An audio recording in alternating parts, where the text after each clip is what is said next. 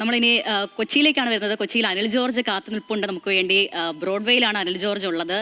അതിലെ ഓണമായാലും വിഷു ആയാലും പെരുന്നാളായാലും എല്ലാം കൊച്ചിക്കാർ നേരെ ഓടുന്നത് ബ്രോഡ്വേയിലേക്കാണ്. അവിടുത്തെ തിരക്ക് പറഞ്ഞറിയിക്കാൻ ഞാൻ ഒരിക്കൽ പോയതിൻ്റെ ഒരു അനുഭവം ഉണ്ട് എനിക്ക്. ഇതുപോലെ ഒരു ഓണം സീസണ് കാലുകുത്താൻ ഇടമില്ലാത്ത തിരക്കാണ് എപ്പോഴും ബ്രോഡ്വേയിൽ ഉണ്ടാവുക. അവിടെ അത്രത്തോളം സാധനങ്ങൾ നമുക്ക് എല്ലാം ഒരു കുടക്കീഴിൽ വാങ്ങാമെന്നാണ് അതിൻ്റെ ഏറ്റവും വലിയ പ്രത്യേകത. അപ്പോൾ ഈ ഉത്രാട ദിനത്തിൽ എങ്ങനെയാണ് ഉത്രാട പാച്ചിൽ, എറണാകുളത്തെ തിരക്ക് എങ്ങനെയാണ്, ബ്രോഡ്വേയിലെ അവസ്ഥ എന്താ?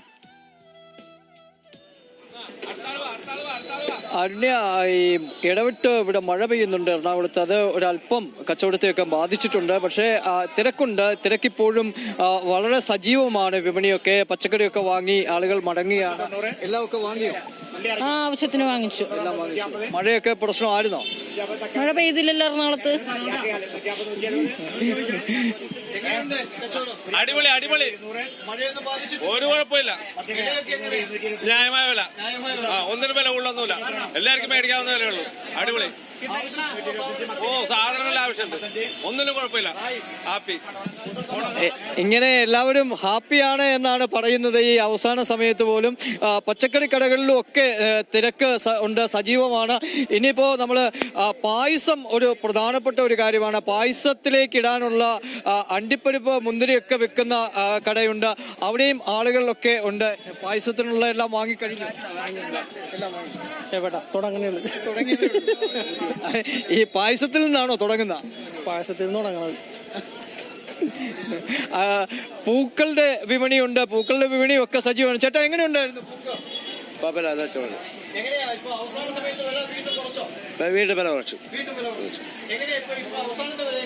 അവസാനം 200 ആക്കി.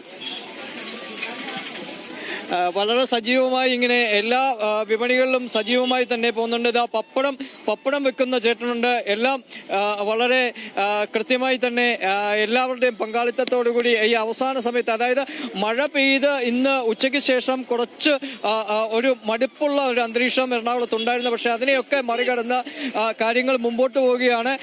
ഉപ്പേരിയും കാവറുത്തതും ഒക്കെ റെഡിയാണ്. എല്ലാം വാങ്ങിച്ചു കഴിഞ്ഞു. എല്ലാം ഒരു വിധം വാങ്ങിച്ചു കഴിഞ്ഞ്. എങ്ങനെയുണ്ടായിരുന്നു? കുഴപ്പം, നല്ല തിരക്കുണ്ട്. ഈ ഉപ്പേരി അതുപോലുള്ള കാര്യങ്ങളെല്ലാം വാങ്ങിച്ചോ? അത് വാങ്ങിച്ചാ. ഞാനിപ്പോ രണ്ടാമത്തെ ട്രിപ്പ് വന്ന് വാങ്ങിക്കണം, ബന്ധുക്കൾ കൊടുക്കാൻ വേണ്ടിട്ടേ. വിലയൊക്കെ എങ്ങനെയുണ്ട്? ഇവിടെ വലിയ കുഴപ്പമില്ല.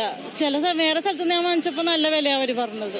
ഏതായാലും വിലയാണെങ്കിലും ഒരു ഓണത്തിൻ്റെതായ ഒരു ഇതിൽ നമ്മൾ അതൊന്നും എല്ലാം മറന്നു കഴിഞ്ഞുള്ള കാര്യമല്ലേ? അതെ അതെ. ഓക്കെ, ശരി.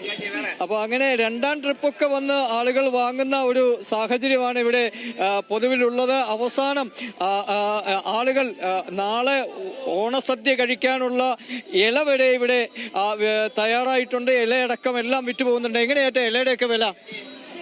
ഒരു ഇല 10 രൂപ. ഇപ്പൊ ഒരു 2400 2500 ഇലയോളം വിട്ടിട്ടുണ്ട്. ഇനിയിപ്പോ രാത്രിയിൽ ഇല പോകുമോ? അല്ല, ഏകദേശം ഇതോടെ ഉള്ളൂ. ഇത് കഴിഞ്ഞാൽ നമ്മുടെ ആ പരിപാടി കഴിഞ്ഞ് നമ്മൾ പോകണം. പിന്നെ വേറെ ആൾക്കാരൊക്കെ ഉണ്ട് ഇല വെക്കാനായിട്ട്.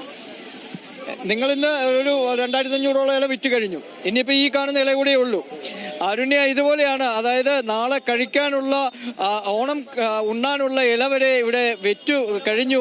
ഏതാണ്ട് 2500ഓളം ഇല ഇവിടെ തീർന്നിരിക്കുന്നു. അതായത് 2500 ആശംസകൾ നേരുകയാണ്. ഒരിക്കൽ